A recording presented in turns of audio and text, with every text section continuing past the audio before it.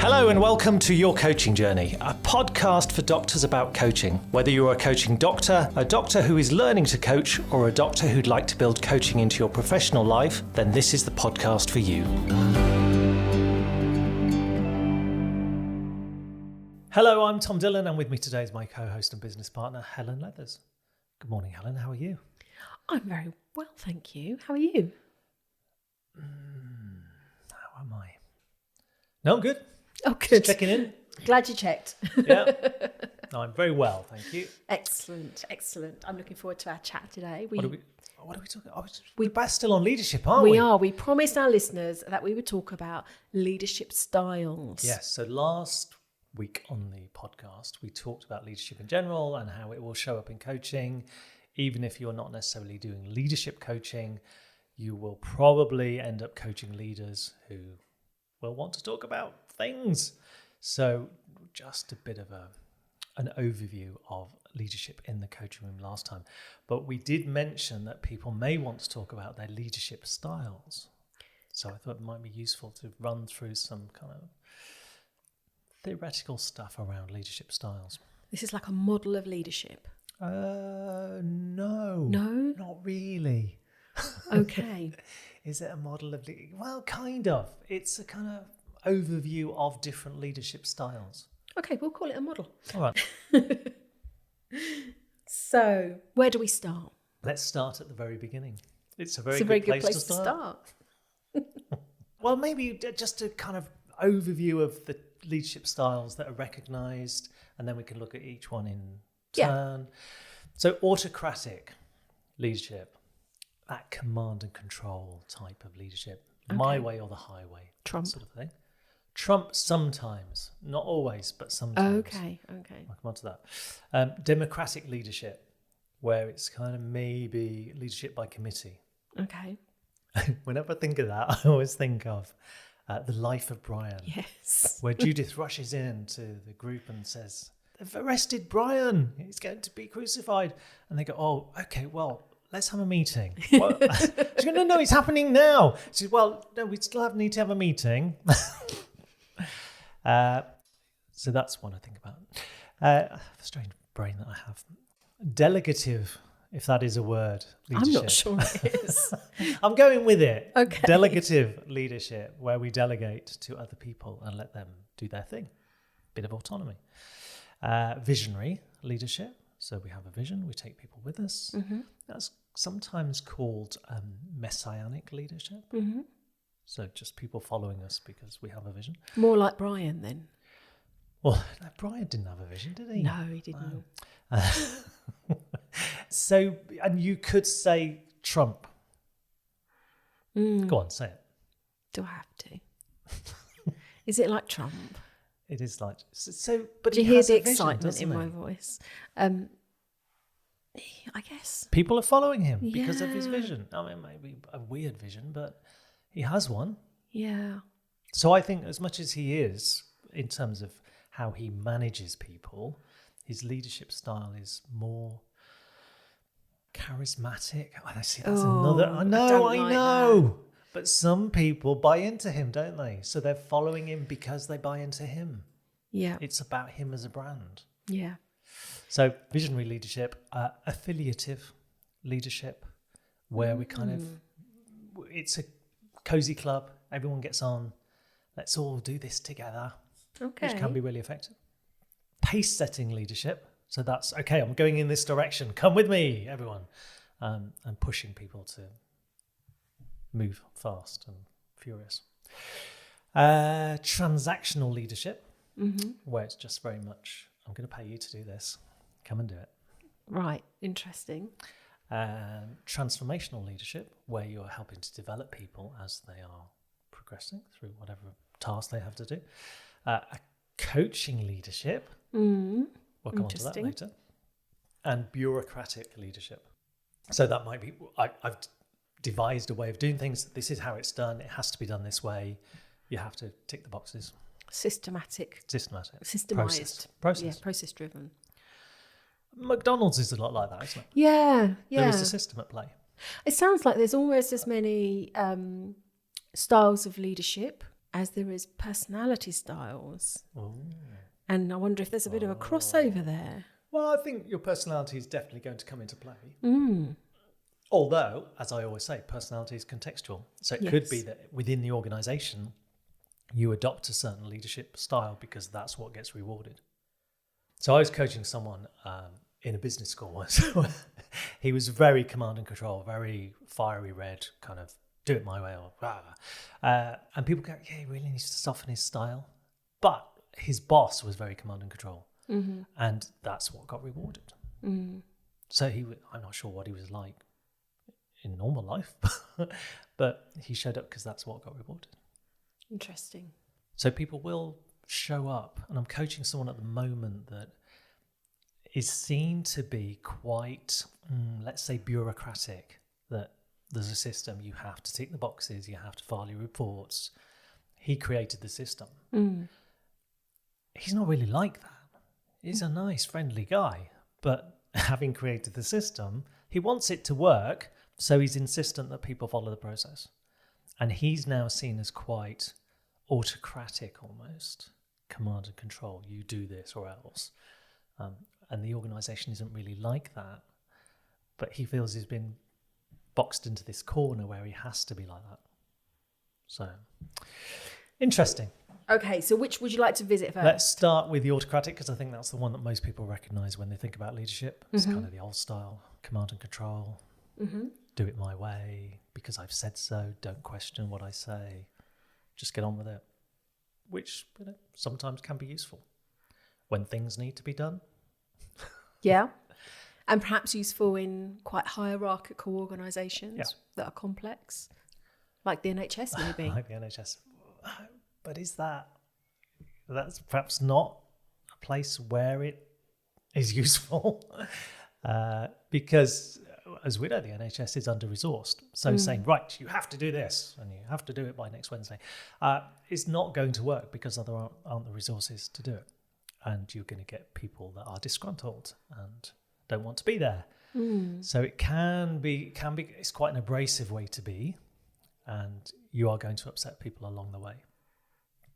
But can be useful in certain circumstances where things have to be done a certain way and you just want things the way that you want them, but not always terribly helpful. And I think for the most part, apart from Trump, there will be people in organisations that are like Trump and will be like that. But I don't think it's recognised as being an effective way to lead people.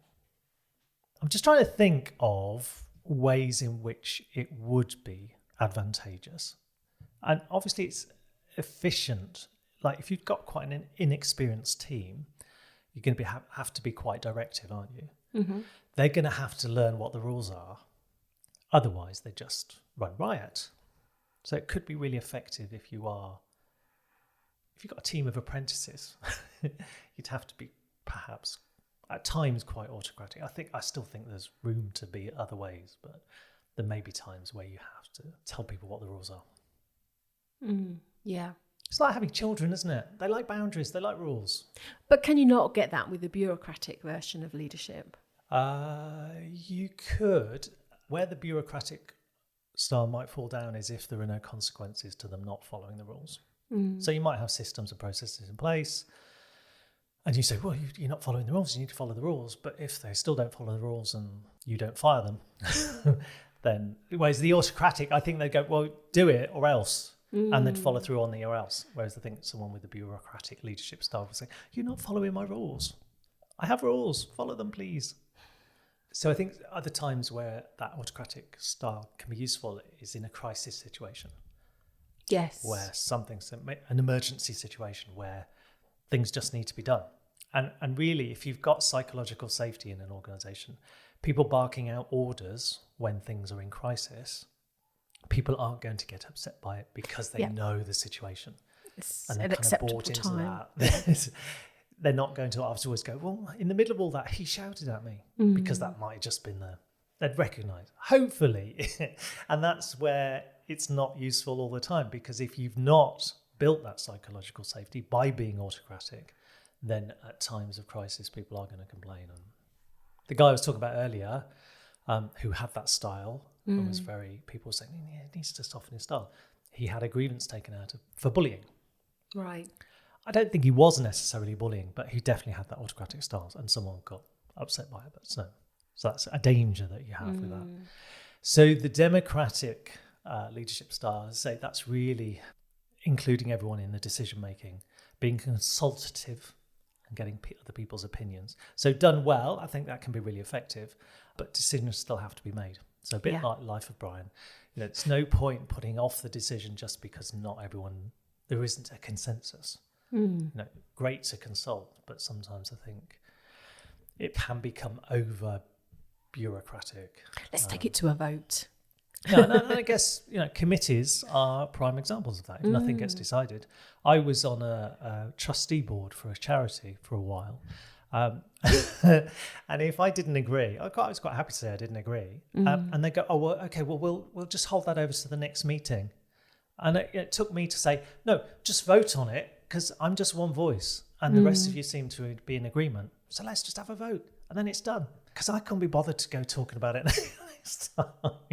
Almost like if we wait till next time, you might agree with us, and then we can have a... Yeah, it was, I might not be there. I don't know. Yeah. But there didn't seem any point in delaying the decision just because I didn't agree. So I think that can be really problematic. If you've truly got a consensus, then everyone's bought in, everyone will follow that path, won't they? Yeah. Willingly. Yeah. So that's democratic. Laissez-faire or delegative. This is what I said, that word. Delegative. Delegating. But just allowing people to do what they want to do. Let them get on with it. No real kind of rules. Just do it in your own way.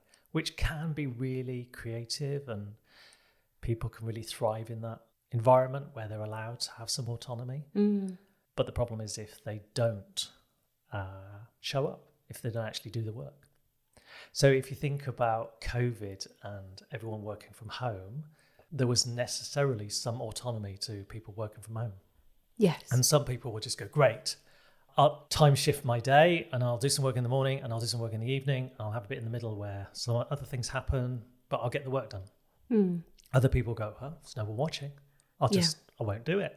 And then you get organisations that are building into their laptops software that watches whether you're tapping the keys or not, and you haven't touched your keyboard for half an hour. So I think the laissez-faire or delegative, as I'm calling it, if you've got a team that are committed and like the autonomy, then I think that can work really well. Yeah, I know my sister's in that role, and she gets more done since she's moved to work from home. Yeah. She's telling me the other day that she works longer hours. Yeah. Because she shifts her time around, to suit her. So I think the dangers with that style are if you have someone who isn't showing up, what happens then? Because that could drift on for a long time, couldn't it? And the organisation I was talking about earlier with the guy that felt he was having to be that bureaucratic. I've got a system. So his organisation, I've worked with them for a number of years, and they very rarely sack anyone.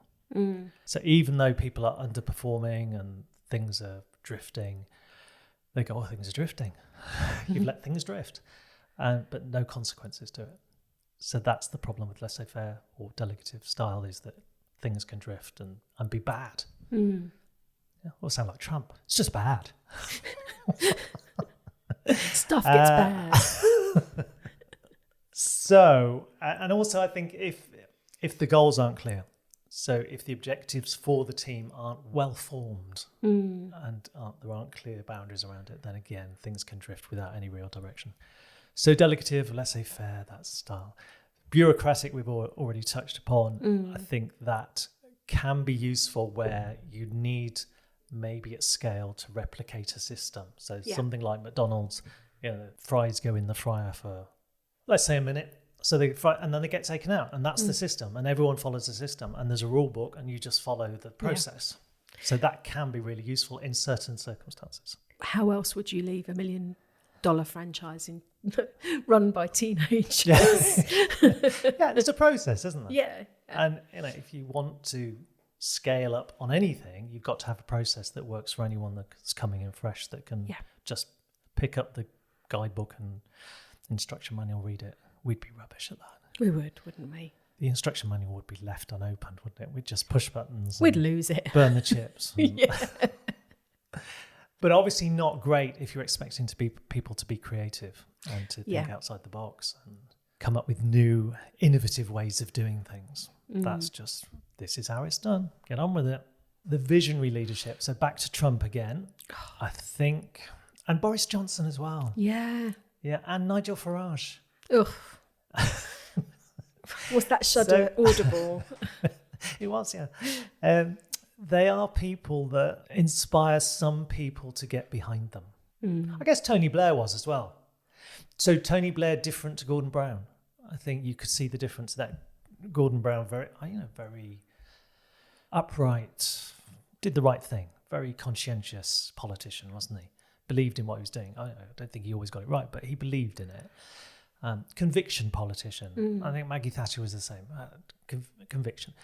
Tony Blair, much more charismatic, much more sort of visionary, had his New Labour and all of that. So they're probably better examples. Tony Blair's probably a better example of someone who, bringing New Labour in and bringing a new way of being, very visionary in that sense. I managed to take people with him.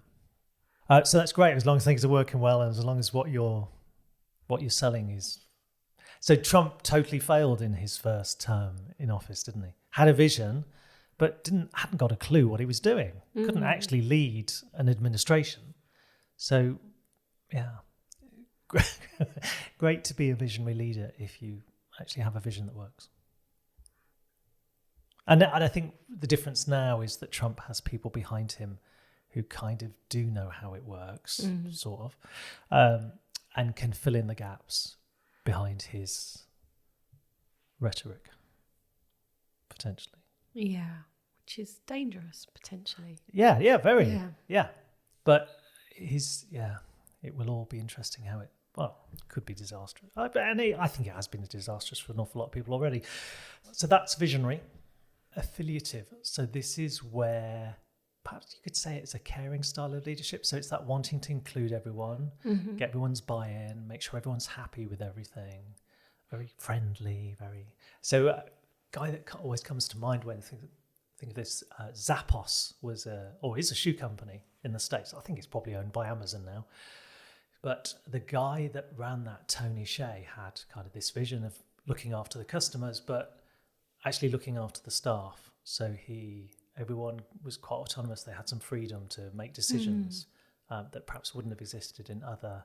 They sold shoes. That was the... But they mail or online order of shoes. But very much people could make their own decisions about what they did. So that's, again, a very inclusive approach. Sounds quite nurturing. Yes. And good at sorting out conflict, everything, wanting things to be harmonious. But the problem with it is, I think sometimes when you're so concerned about how people feel about stuff and they don't always do the work, and if we're just trying to make them happy, it could... I think Tony Hsieh used to get it. He did well. He'd got it right, but I think it could end up that things just drift because it's a bit like personality types, connecting it to personality types. Sunshine yellow people want everyone to get on. And that's more important than getting the job done. If the job gets done, great, but actually we still want people to get on. And linking back to the podcast episode that we did a couple of times ago, where everyone wants everything to be harmonious, that can lead to not having those difficult conversations. Yeah, there's got to be some conflict, some friction within an organisation to get things to improve, to be innovative, to sort out problems. Yeah. So the seventh leadership style is the pace-setting leadership style. So this is very much on accomplishing things at a high pace and a high standard. So very much leading by example. So the danger, I think, with this one, and obviously it tends to lead to high performance, at least on the part of the leader, but probably a bit of rescuing coming in. So if things aren't being done right, they'll step in and go, no, we need to do it like this, and we'll take over and lead the way. Yeah, I can imagine that it doesn't suit everyone's personality either. No.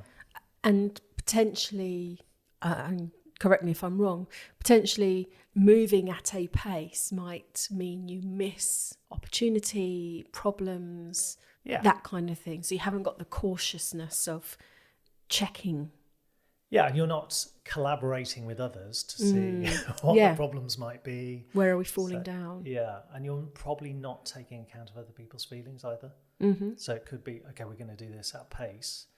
We've got to get it done by then. So set unrealistic targets and aren't checking in with people on whether they're still bought into that.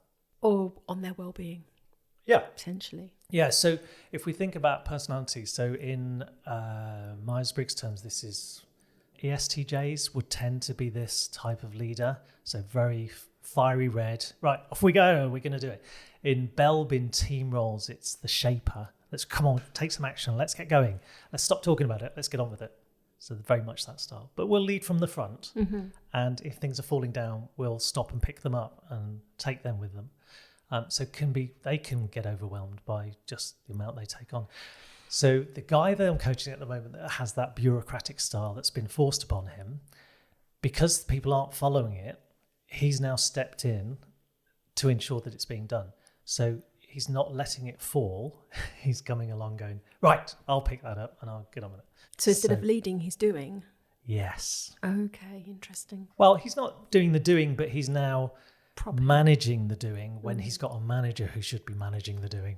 So he won't let it fail, but is not using other leadership styles to ensure that it doesn't fail. He's stepping in and kind of rescuing. Number 8, coaching leadership style. Oh, tell me about this. Well, what is there to tell? You know all about coaching. So this is, and I think this is fairly new. I mean, I suppose John Whitmore was the person who introduced that to sort of wider management leadership realm. So he definitely, that's seen as a better way to lead than the command and control style, that you ask people what they think, how they could be doing it. So develop people by inviting their thoughts, questioning them, asking them how they would do it, rather than just telling them what to do. So it strikes me that if we've got a manager doing that all the time, Yeah. that could be also problematic. Yeah, and again, it requires people to have some understanding, some awareness of what needs to be done. So I think it can still be useful in whatever context to ask people, so what do you think? Well, yeah, I think I absolutely agree with you there. I think it can be useful. I think it sounds like all of these styles can be useful in certain contexts. Yeah, but obviously we know why coaching is so effective, because it does give people some autonomy. It facilitates their empowerment, so they feel more bought in because it's their idea. And as long as it's not going to burn the building down, their idea is probably going to be a good one. So let's give them some rope, let them get on with it. But definitely trying to develop them by drawing out their ideas about what's going to happen. Going back to what you were saying about it might not always, in terms of developing people, if you spend all your time developing people, you might not actually get any work done. Yeah. And hopefully, if they come up with their own answers, they're going to stop coming to you to ask you for the answers. So it should stop that constant, how do I do this? They're going to think about it before they come to you. So a great question to ask as a leader if someone's coming to ask about how to do something is, what thinking have you done about this? And if they say, well, I haven't thought about it yet, so okay, go away and do some thinking. We'll have a conversation when you've done some thinking about it. And that stops people coming to you all the time to ask you for answers. So I think for those leaders who get inundated with questions from their direct reports, to just throw it back to them and say, what are your thoughts? Stops that happening. So coaching, another interesting way to lead. Transactional leadership is that maybe rewarding people for the goals that you set. So putting bonuses in place. So it's a very transactional, you do this, I'll pay you some money, or I'll give you time off. So it's very much offering a reward for people doing something. Very much more seen, I would imagine, in the sales environment. Yes, definitely. Yeah. Kind of shudder a bit about that these days, thinking of that, how all that works. But definitely. And I think our final one was transformational leadership. Yes, transformational leadership. So this is a bit like the charismatic visionary leadership, but actually interested in the people that you're leading. So actually trying to develop them. So rather than just giving them kind of monetary exchange for what they do, being interested in their development and how they progress. And that almost not caring too much if they develop to the point that they leave, but just being interested in their development whilst they're there. So offering them really good training opportunities. That question that often gets asked by HR people of, why should I train people because they might leave? And the answer is, well, yeah, but if you don't train them, they might stay. Yes. Yes. And I think it's true, isn't it? You want to have the best of people, so developing them, being engaged in their transformation. And knowing what motivates them, what Yeah. drives them. Yeah, definitely in terms of developing people, that's probably the most effective way to lead. But as you mentioned earlier, all of these different leadership approaches will have their place. And so I guess we need to think about agile leadership or situational leadership. Situational leadership is a particular type of leadership that tends to focus on the type of person that you're leading. So if you've got an apprentice, you'd use quite an autocratic tell style. If you kind of need people to be inspired, you'd use that visionary leadership. So it's all about which type of people that you're leading. But I think it could just be around the context that you're leading in. So for the guy that I'm coaching that's got this bureaucratic style because that's what's been asked of him, it definitely was required that they put some systems in place. So he was the person tasked to do that. And it's revolutionized the way they do the business. They're doing so much better because that system is now in place. But it's creating problems. And he now needs to find a space where he can flex and use a different leadership style for certain circumstances. And it might be at times he has to use an autocratic leadership style, but then at other times use that visionary. So one of the conversations we had recently was, how do I motivate people to do what I want them to do because they're not doing it? So he's using his bureaucratic style, but now needs something else. So it could be a transactional style. Well, if you do it, we'll give you a bonus. Or it could be a visionary style. Well, if you do this, then you'll progress. Or a coaching style. Or a coaching style. How do we do this in a way that you buy into and makes sense to you? So 10 different styles, positives for all of them, negatives for all of them. And really the big takeaway is about when do you need the elements of each? And I think it's really useful, isn't it, to have something like this to explore with coaching clients. Yeah. So that could be a model that you wheel out. And I say it wasn't a model, didn't I? But now I'm saying it is. Being able to identify those different leadership styles and discuss that with the coachee and ask what their leadership style is. They'll have a sense of what it is. They'll know. And they'll know where it's working and where it's not working. So just being able to have that discussion with them. You don't need to be able to train them on it. That's not what this is about. It's about exploring their leadership style with them and asking them where they could flex and be a little bit more agile, perhaps, in their leadership style. Brilliant. That's been a really interesting journey. Good. Thank you for that. You're very welcome. So we will pop something in the resources about that. The 10 different leadership styles. 10 different leadership styles, so that people can take a look. Take it away with them. Yeah, and I'd say, I think if you have an awareness of it and someone is in that leadership position struggling for some reason, just being able to connect them to those different styles and ask them about it, where they show up, can be really helpful. Brilliant. Thank you for that. Next time on the podcast, we will be talking about stress. In the coaching room. Okay. I hope there's not too much stress in the coaching room. Try to avoid it. So I look forward to that. For now, do subscribe to the podcast so you don't miss an episode. Do share with your friends and perhaps give us a 5-star review on your platform of choice. And we will see you next time. Bye-bye for now. Bye for now.